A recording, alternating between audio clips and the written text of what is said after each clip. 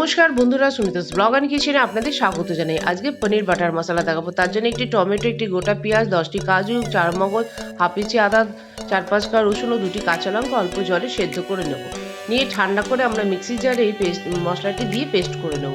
এবার কড়াই সাদা তেল দিয়ে পনির দিয়ে অল্প হালকা করে ভেজে নিয়ে উষ্ণ গরম জলে নুন ও চিনি দিয়ে কিছুক্ষণ আমরা পনিরটি ভিজিয়ে রাখবো।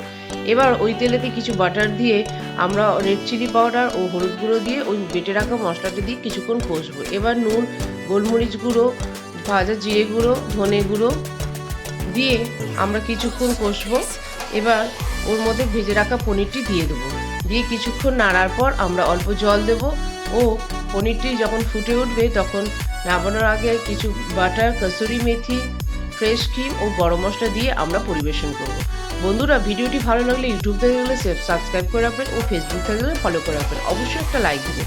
ধন্যবাদ বন্ধুরা।